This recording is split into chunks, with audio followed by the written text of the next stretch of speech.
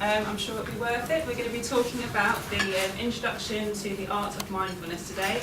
I'm sure you've probably heard about mindfulness in the press or in management articles lately, but as the science behind it has proven to be effective and to make a positive impact on people's lives and productivity and mental health, I think it's becoming more and more popular subject. Ed has been bringing mindfulness to people's attention for over a decade now with his courses, his seminars, he's written books and writes regularly for The Guardian. So he is an expert in the arena of mindfulness, and he's going to take us on a brief introduction today with some slides, a talk, but also importantly a practical session. If you like what you've seen today, we're going to be running meditations as part of Wellbeing Week on Thursday and Friday morning. So please do look on the Yammer page and find out, sign up if you can. But we'll hopefully be doing more about meditation and mindfulness throughout the year. Over to Ed. Thank you, Hannah. Thank you. Good afternoon, everyone. Thank you for coming. Just to say a little bit about who I am. Hannah's said something already. So this is what I do. I come to organisations and work with public courses to bring mindfulness training. And I'm also a faculty member at the School of Life. To mind for many people would be something like this. You know, the Beatles in the 1960s, possibly Bad Decor, Gurus. Actually, this was in a flat in Hampstead, not out somewhere in the east. But there was a kind of a flavour that was common to the idea of meditation, and this has really shifted. As I mentioned, mindfulness has become a practice that is regularly on a Tuesday afternoon practiced in this building. And if you look on the Amazon bestsellers list, you'll see mindfulness books and apps and so on very much at the foreground. In the health service, the mindfulness-based cognitive therapy course has been recommended for use for helping prevent depression in people who are vulnerable to it for over 10 years now, in schools and so on and so on. So there's been a real shift in quite a short time in the public perception of how mindfulness might be able to help. It may be why you're here today. And I'd like to suggest that there are a few reasons for this, just to present a bit of a view for how this may help. First of all, you'll see here, this is a graph which shows numbers of mindfulness journal publications. So this is peer-reviewed scientific journals with the word mindfulness, articles with the word mindfulness in the title. And it's gone from sort of very little going on in the 90s. Since the turn of the millennium, there's been a sudden surge of studies looking at the possible benefits for mindfulness practice in areas such as in well-being, in terms of performance, in terms of emotional regulation, and so on. Indeed, here are some of the areas that mindfulness has been shown to be helpful for. So we've got attention, cultivating attention. And if you think of attention as the quality that we bring to everything in our lives, whatever we're doing, we're attending to it. The capacity to attend skillfully to what we're engaged in then affects everything else in relationship to that. So this is perhaps why it's proving a helpful practice for managing stress, for cultivating well-being, for our physical health and immune systems, because stress is generally bad for you physically, for resilience, flexibility, and even areas such as creativity. There's been some initial research suggesting that mindfulness practice can unlock our innate creativity and leadership, decision-making, relationship quality. So there seems to be a kind of an all-round benefit to living in a mindful way. And I'd like to suggest that this might be particularly relevant in the workplace. It's this lovely phrase that Linda Stone came up with. She called this an age of continuous partial attention. It's beautifully described, I think, doesn't it? The kind of demands that are made on our attention.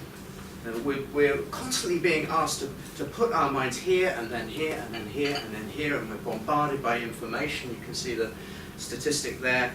The data consumption has gone up 350% in 3 decades. And this was the kind of piece of research that came out a few years ago. I wouldn't be surprised if it's more than that now. And yet the way that we tend to react to those demands is to try to go faster. Perhaps to try to move our attention quicker between whatever is demanding it. So we kind of speed up. And as we speed up, actually, that costs us attention. There's another piece of research from a US management consultant suggesting that 28 billion hours are lost and nearly $1,000 billion by the switching of attention. So when we multitask, it takes us energy to actually refocus. So every time we move from one thing to another, we're actually costing ourselves time and energy, and this leads to increased stress, poorer performance, even reduced IQ, it's been shown. You multitask, your IQ goes down by 10 points. So it's amazing actually, how detrimental this can be to our well-being and our performance. And so actually strategies that might help us to manage our attention more skillfully could be very, very valuable, indeed are very, very valuable to us. So it's kind of like this is the predicament, if you like, that we might sometimes find ourselves in. Okay, so that's kind of the problem, if you like, and the potential. How about the practice? So I'd like to invite you to join me, if I may, in a short meditation practice, so you can find out whether this might have some value for you. So I'm going to sit down to do this, and inviting you also to sit in a way that enables your body to be balanced. So, if possible, having your feet, the soles of your feet, flat on the ground. Yeah, you can drop anything that you're carrying, both physically and mentally.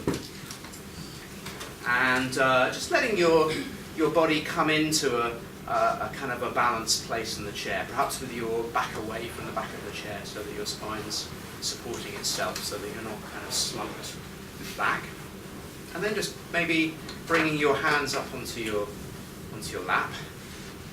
So this is a kind of a posture of resilience, in fact, of confidence, of uprightness, but at the same time taking note of any straining that comes in, any kind of attempting to keep yourself taut. That's kind of going too far the other way. So we're aiming for a relaxed yet upright posture. And if you want to close your eyes, you can. Some people feel more comfortable with the eyes closed. If you prefer to keep your eyes open, then you could just maybe just drop your gaze a little bit. So reducing the possible distractions from around the room.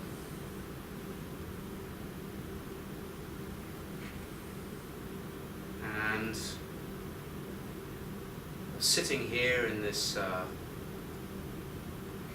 upright, balanced posture, and just noticing what's going on in me.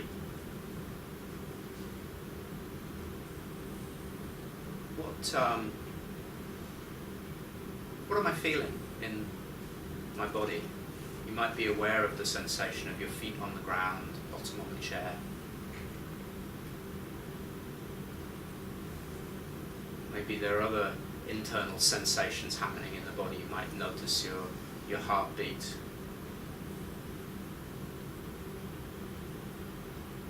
Maybe there's some emotional happening in the body. Maybe a feeling of, could be restlessness or boredom, happiness. Just inviting you to notice what's present for me just now. And you may well notice that you're breathing.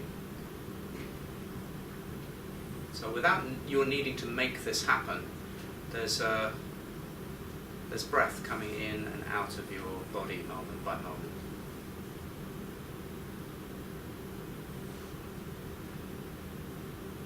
And this isn't something that you need to change. You can trust the breath to do its own thing without your needing to get involved. But inviting you now to gently focus your attention on the flow of breath moving in and out of your body.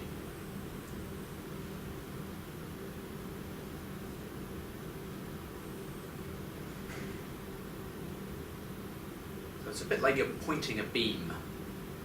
So if you imagine your attention as being like a torch beam, and you're just directing that beam of attention into the sensations of breath as the breath flows in and out of you.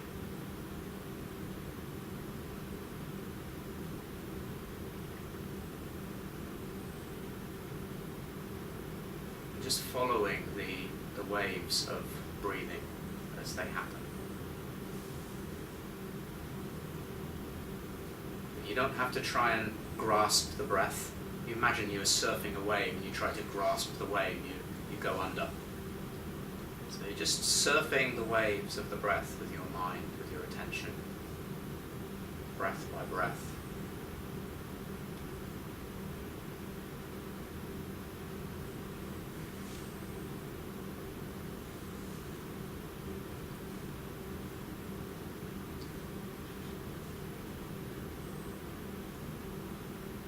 And you'll probably notice as you're practicing this that the mind wanders. So here we are, and I'm inviting you to follow the breath, and you suddenly notice that your attention has drifted. You're thinking about the next session this afternoon, or what you have for breakfast, conversation you had earlier, or something just random pops up into the head and suddenly you're thinking about that. And this is completely normal. It's not something that you have to get rid of or try to stop. But inviting you to notice this wandering of the mind when it occurs, just to acknowledge it, and gently to unhook from it and to drop your attention back to the breath. So just to come back and to re-center your attention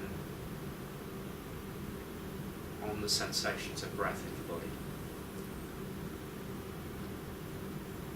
And then the mind will probably wander away again, just inviting it to come back again as many times as you need to. Each time you notice that the mind has wandered away, just acknowledging that and unhooking, and then just dropping the mind back into the breath and continuing to follow the breath.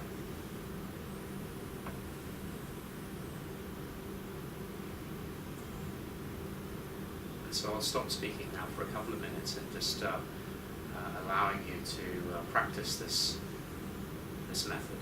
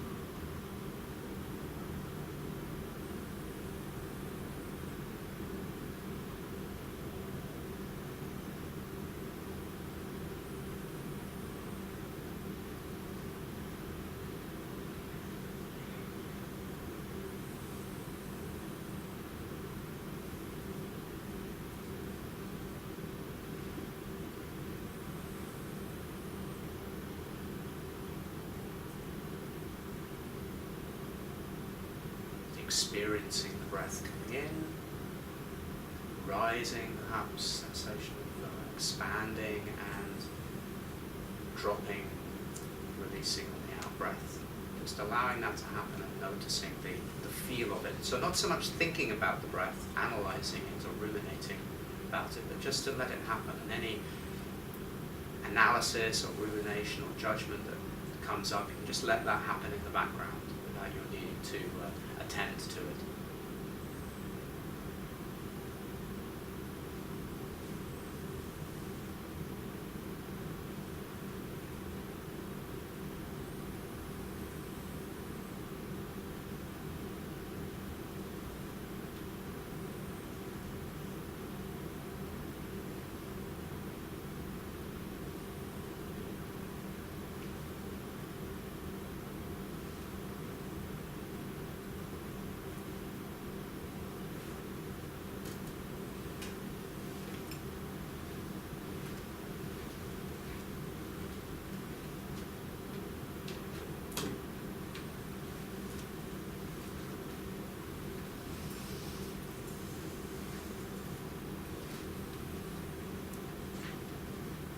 So opening your eyes, they've been closed. Perhaps just checking in now with what you're noticing and staying present to the body sensations. Maybe something's changed, maybe it hasn't. And now if you wouldn't mind just turning to someone who's next to you and just have a few minutes where you're invited each to describe what happened during that meditation. What do you notice? There's no right answer to this. Yeah, so just describing what did I notice. And if there's you need to make 3, then you can make 3.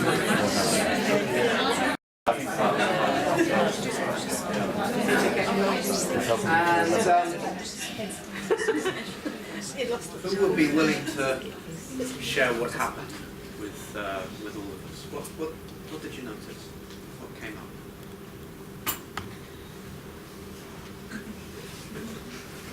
All that noise for nothing. All that noise for nothing? So there was a lot of chatting. Internal chatting? No, I just meant then. Ah, okay. So what happened for you during the practice? There was a gradual relaxation in the body from where I was sitting, the arms and the legs became more relaxed. Okay, so you noticed a physical relaxing happening during that time. Yeah. Was that pleasant? Yeah, it was always good to relax. Okay. Felt good to relax. Yeah. Okay. Thank you. Yeah. Someone else. What came up? I'd say that for me it was quite hard not keep my mind focused. I kept wandering off to certain things. Right. That was a bit difficult to always remember. I was supposed to be focusing on my breathing. Okay, so your intention was to focus on your breath. Yes. And what you noticed was your mind didn't want to do that. Yes. Yeah. Anyone else have this kind of experience? Yeah. Put your hand up if your mind wandered. Yeah. Okay. So this is kind of a common experience, isn't it? In fact, we might even say it's a human experience. The mind wanders. Yeah. We're human beings. Actually, there's good reasons for the mind wandering. The mind wanders. It's looking out for what might come next, or learning from what might have come before. So this is a kind of a property of the mind, is that it goes away. What I'm struck by in what you said, though, is that you noticed that wandering. Yeah, you were aware of your mind wandering. Yeah.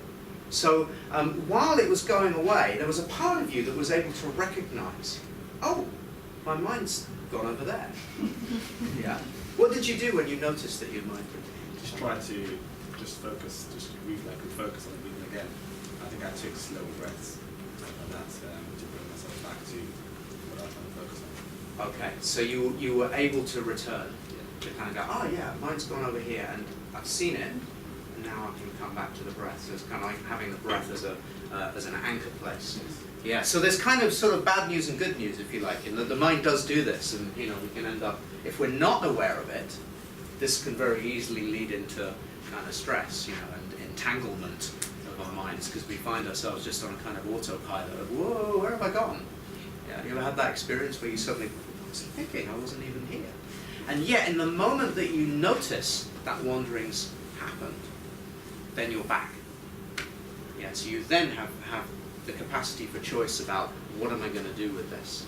Yeah, so actually, your moment of realizing the distraction is actually your moment of mindfulness, your moment of presence. Yeah, thank you for that. Anyone else? Someone else, maybe a different experience? I think it's interesting that people do manage to relax. We've all come from busy days. We're in a room full of people we do or don't know, and it's a bit artificial. The fact that you can close your eyes and then kind of relax quite quickly, I think is quite interesting. Yeah. Yes, it's a somewhat, I would imagine, a somewhat unusual situation. Here you are, you come with your colleagues into into a room, and suddenly this stranger has come in and he's saying, close your eyes and focus on your breath. So yeah, it's kind of an unusual situation, and at least some people are describing. We don't know what happened for everyone, but some people are describing the capacity to relax even in that slightly unusual situation, and to be able to see what the mind's doing.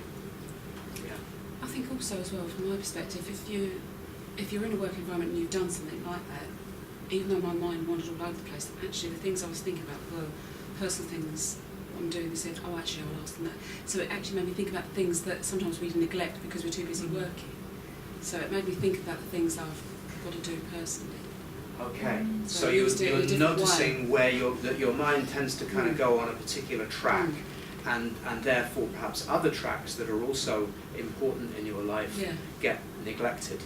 Yeah. What's the effect of that? Well, it just reminds me of somebody I'm seeing this evening. I've got to ask them a question. Made me think about that. So that's good because we're always multitasking. Back to what we were talking about earlier, we're working at a rate. We may forget some of the smaller details that are not pressing, but it just made me think about other things that weren't as consequential as where I am at this moment. There's no space, is there? No, if we're continually caught in our thinking, and we're continually caught in our doing, in our speed, then there's actually no space for reflection, for perhaps the things that might get neglected, including our well-being perhaps, or perhaps something that needs to be taken care of. If we're continually going down, the lines of what does my autopilot say needs done, then we're kind of not making perhaps good choices about how to look after ourselves and the space around us. Yeah, thank you for that. That's really helpful. So here's a definition, the working definition of mindfulness that I use. The awareness and approach to life that comes from paying attention in a particular way. On purpose, fully present, with curiosity and compassion. So, 3 aspects to this practice. First of all, to be paying attention on purpose. So in that mindfulness and breath practice, I was inviting you to take your mind and your attention and bring it to a particular place, to bring it to the breath. So a sense of deliberate choosing, intention. And what you described, or some of you described, was that it wanders away. So we kind of go back into thought.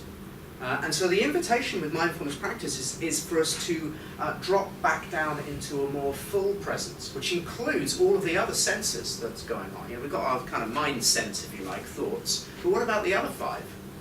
The 5 that we usually call our senses. And it's actually maybe information that comes from our body sense. How are we actually feeling, kind of below the head, if you like. In fact, there's a lovely phrase in one of James Joyce's books. There's a character called Mr. Duffy, and he said, Mr. Duffy lived a few feet from his body.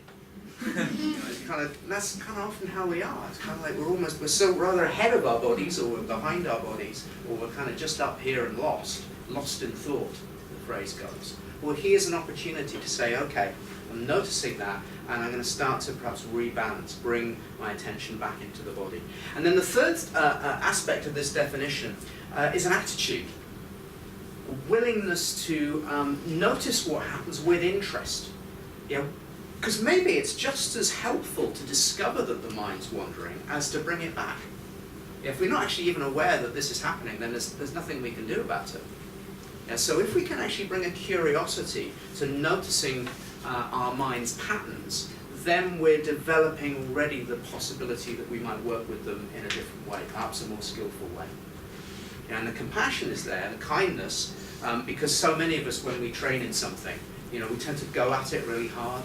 And if anybody does kind of physical training in the gym, and you kind of push yourself, and that's actually the way to do yourself an injury. And the same goes for mindfulness training. You know, if we try to kind of force ourselves into presence, then it's going to be like this. Yeah, and if that's not going to bring relaxation, because the very attempt to be present becomes tense. Yeah, so this is why we go with it gently. You know, we kind of come back gently. The mind wanders off, and knowing that the mind wandering off is just part and parcel of the practice. Indeed, if you kind of make the analogy with weight training, yeah, in the gym you go like this, and then you train the muscle by bringing the weight in. It's exactly the same with the practice with your mind. In meditation, mind wanders away, and you gently bring it back. Mind wanders away, you bring it back, and here the muscle of mindfulness is being trained. So we can go gently with the process. So I've made this analogy: we train the body with exercise, and we can train the mind with mindfulness. So the really good news, what the science is showing, and what the experience of practice that many people report is showing, that we can shift our pattern of relating to experience, and particularly perhaps stressful experiences. So this is old stuff. You know, people have been meditating for thousands of years. But it seems to be becoming possible to experience this in perhaps a more mainstream context because of the way that it's being presented and the science. I want to just read a quote from Steve Jobs, the long-term meditator.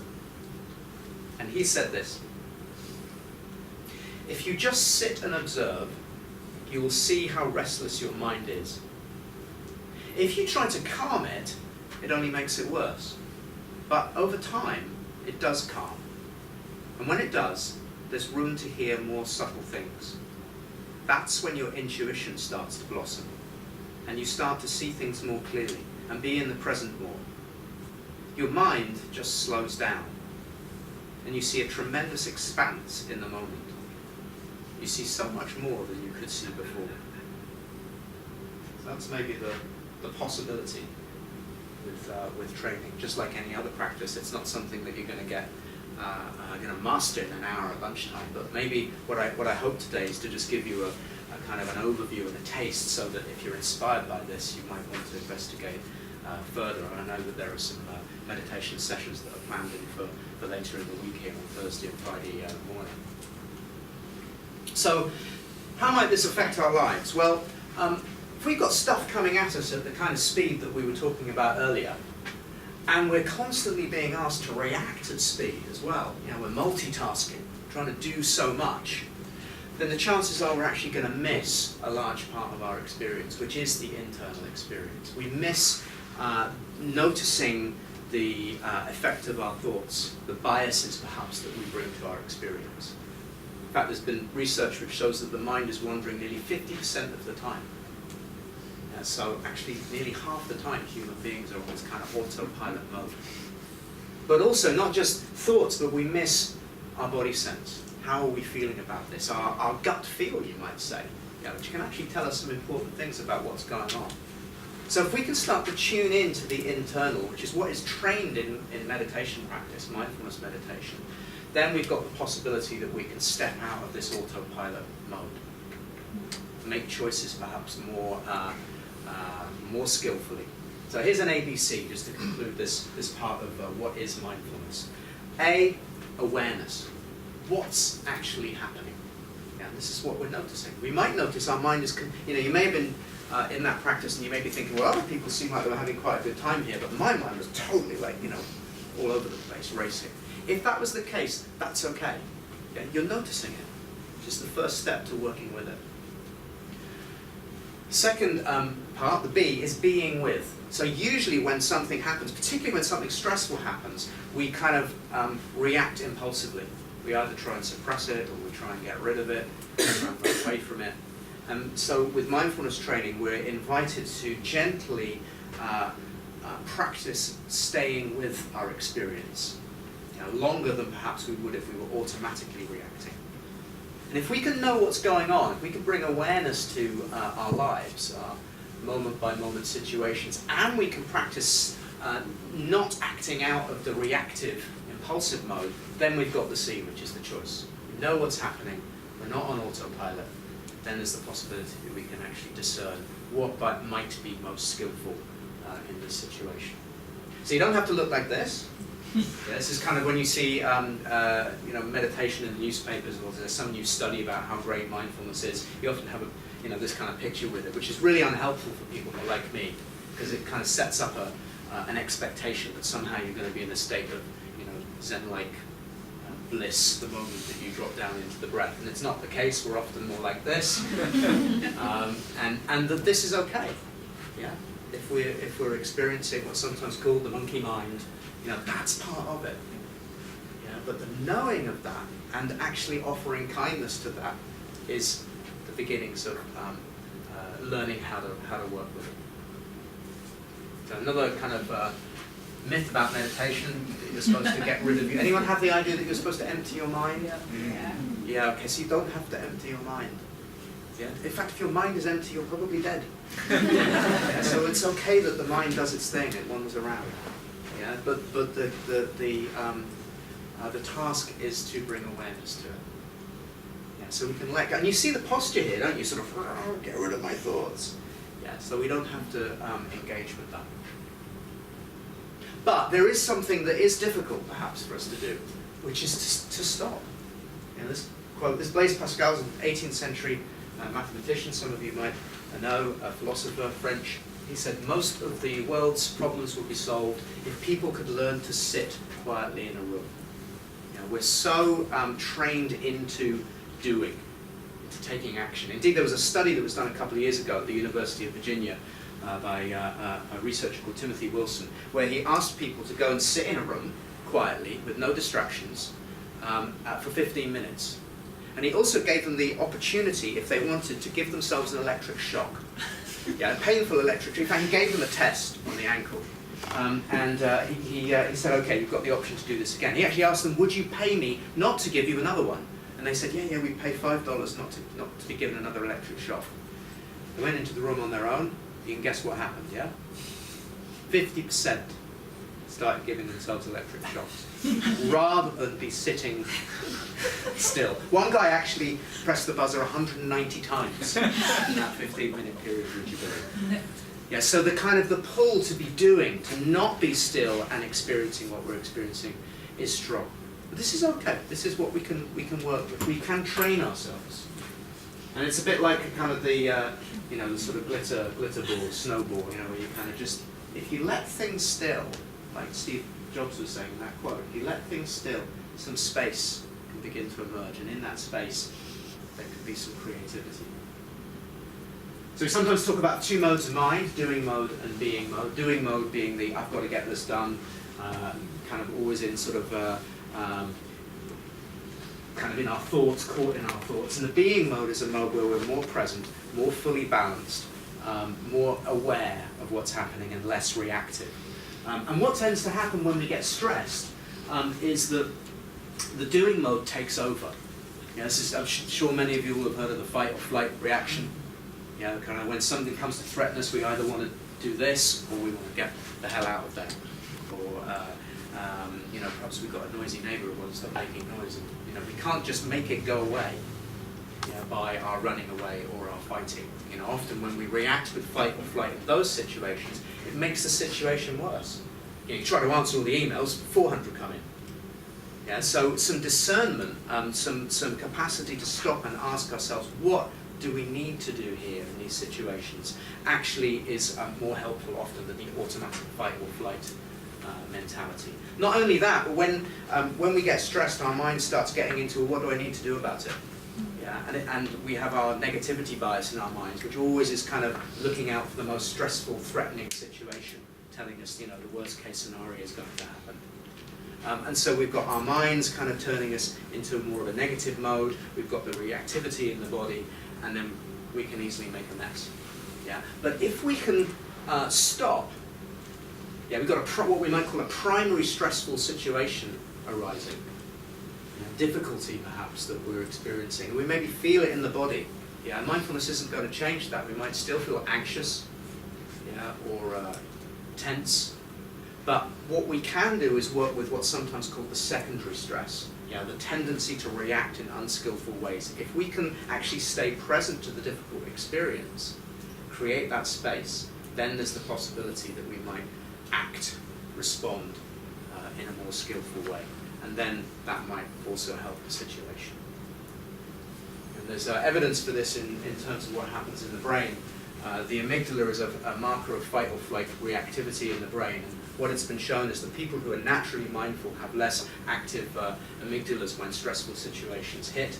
And indeed, when you train in mindfulness over a period of time, over 8 weeks, which is a kind of standard length of a mindfulness course, then the activity in the amygdala starts to damp down, and it even becomes smaller over time. So this is kind of an indication of how mindfulness practice enables us to learn how to manage stress with this different being mode rather than doing more. So how about we do just a little bit more practice again at this point.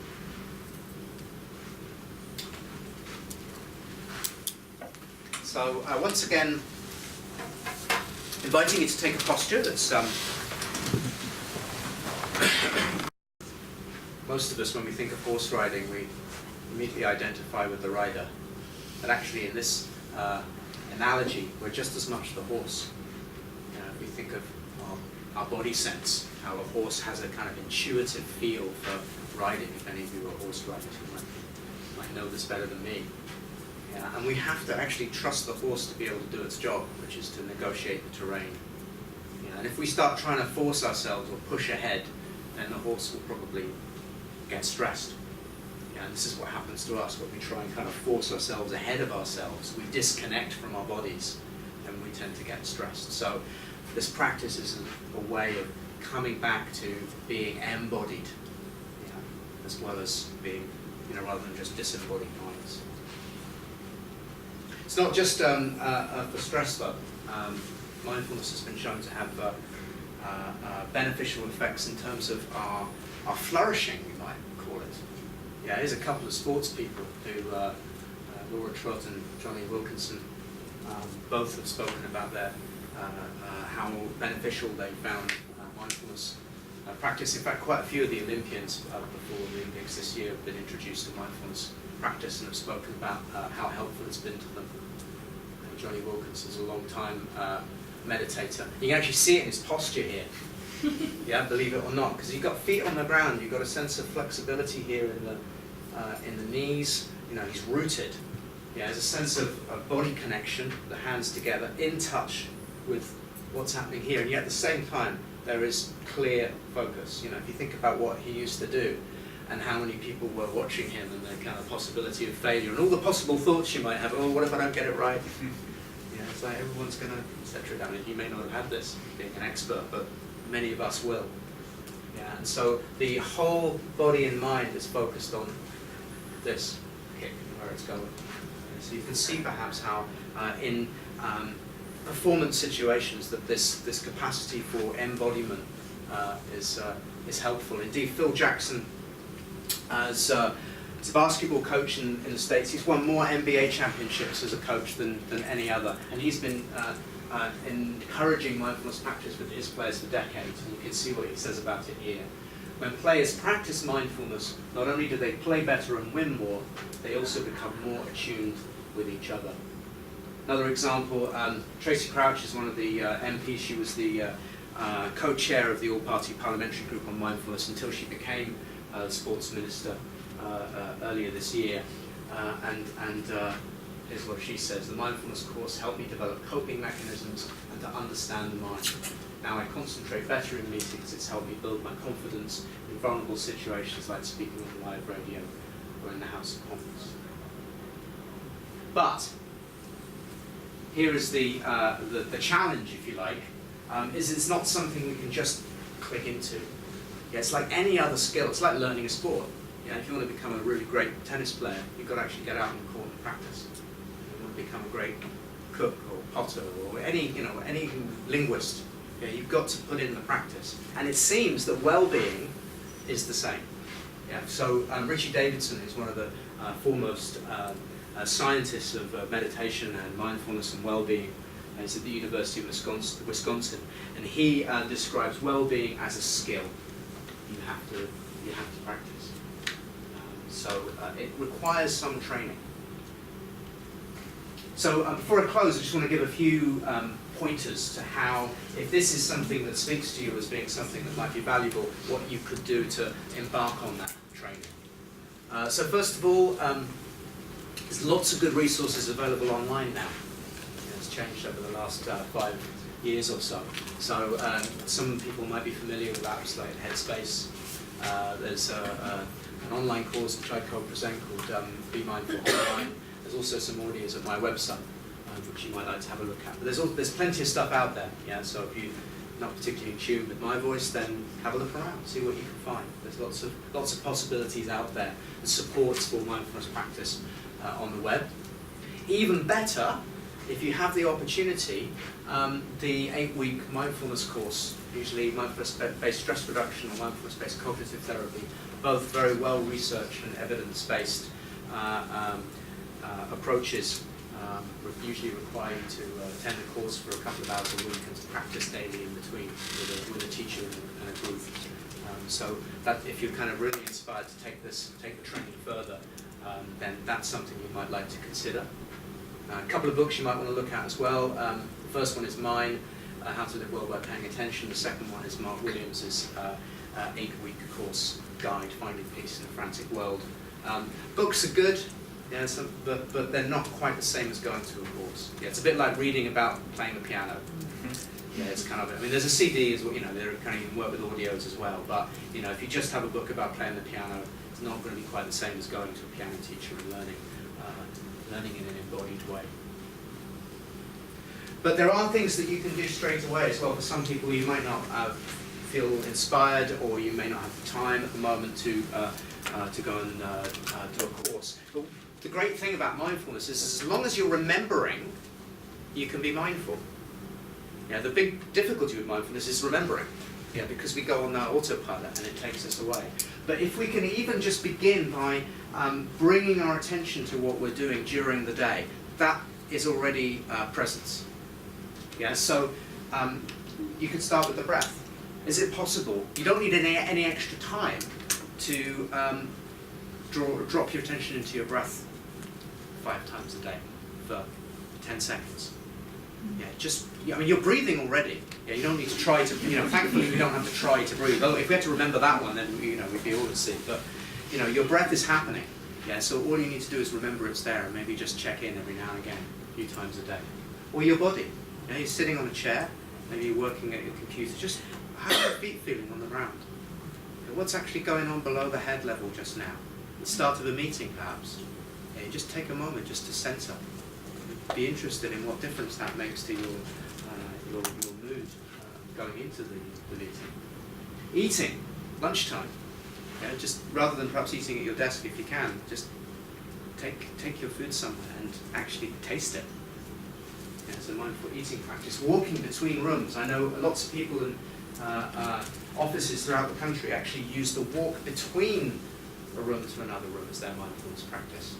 Just tune into the sensations of the feet. The first part of that second practice we did was a 2 feet, 1 breath practice that's actually was developed for medics in the emergency rooms in New York.